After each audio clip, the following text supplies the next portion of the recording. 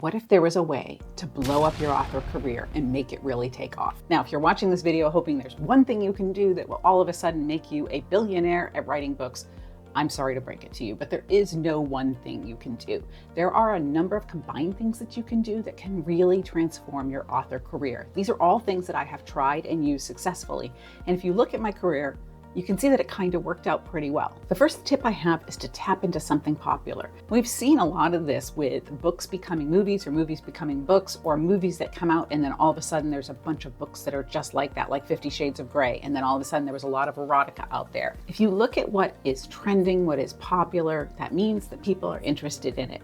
And if you can write quickly and well, not just quickly, but well, then absolutely hop on that and try to get something out that sort of is in that same vein as what is taking off right now. If you can't, that's still okay, because you can sort of piggyback off of something that was popular before. That's called using a high concept, where you take something that is already popular and you twist it. Last night, my husband and I watched a really old movie with Gina Davis and Samuel L. Jackson called, I think, The Long Kiss Goodnight. And at the end of it, he got the high concept right off the bat. He's like, hey, that was Die Hard with a woman. That's a high concept twist on something that has already been successful. Everybody gets it because everybody has seen or heard of Die Hard.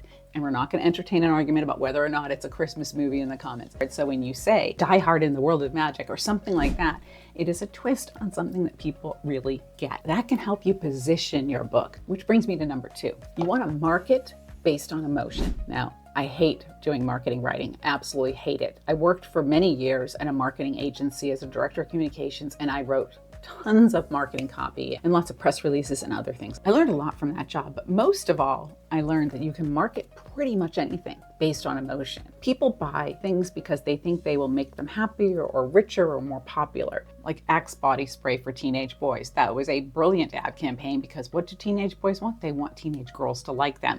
So if they get Axe body spray, boy, the girls are going to like them. That's the way that that was marketed, based on an emotion of wanting to be loved and accepted. When you start marketing your book, I want you to study other books in that same genre and how they have been positioned. What does the back cover copy say? What emotions does that tap into? The back cover copy is your blurb, is your little advertisement for your book.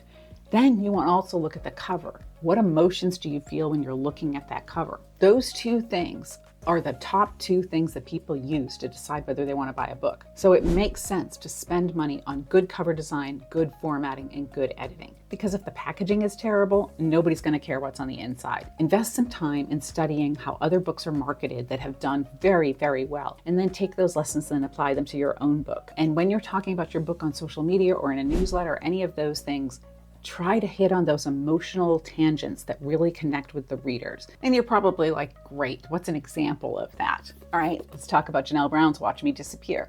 This book is about a girl whose mother disappears, and it's all about her search for identity and her search for her mother and her feeling of abandonment.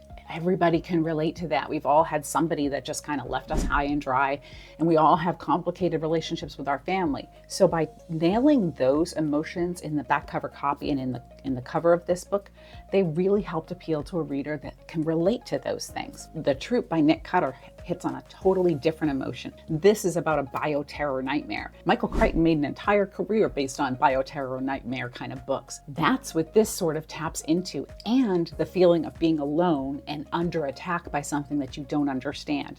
So those emotions, they come across in this eerie cover, they come across in the back cover copy, they come across in the very first page of the book. Number 3, if you've already got some existing books, consider doing a prequel or an epilogue, something very short that you can either give away or mark for very little money, so that readers get a little bit more of a taste of that world that they love. I actually have a free novella on BookFunnel that is an introduction to the town that I have 5 books set in. And when people get that novella, this little taste of life in that town, they have an ad to go buy the books in that series. And I will tell you that the number 1 book in that series is continuously one of my top 3 sellers in my KDP account. Readers love that. They love that little peek at something extra and feeling like they got a little bonus with the book that they read. And what if you don't even have a book out yet? What do you do then? You can build early excitement for your book by doing some of the same things. I wouldn't recommend an entire novella because that's something that you could make money on, but little character sketches of secondary characters or a little bit of a history of the town where you set your book can be a really great way to get readers excited about the book. It is also a way to do the fourth thing, which is to build your list. I totally get that creating a newsletter, sending it out is a pain in the butt. It's something you got to do all the time because most writers just want to write the books and not do the marketing. I'm one of those people. But by giving away something to your readers, you give them an incentive to give you their information.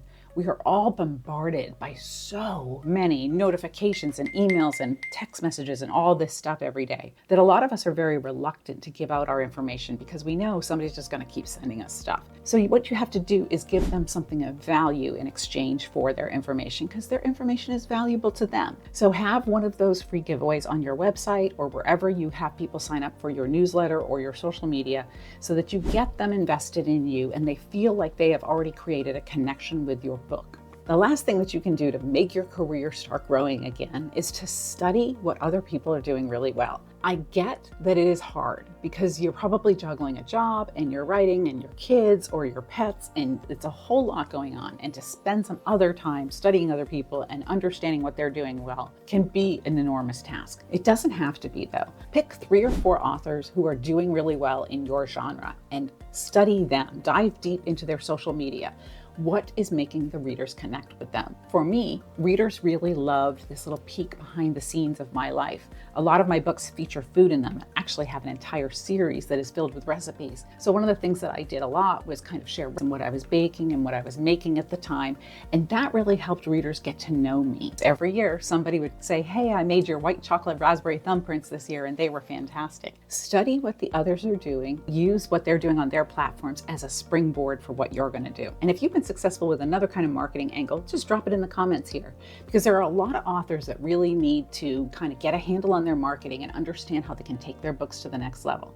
However, it does start with writing a great book. So I highly recommend watching this video here to learn how to write a fantastic book that readers really love, because when they love it, they talk about it. And word of mouth is the absolute best sales tool you have.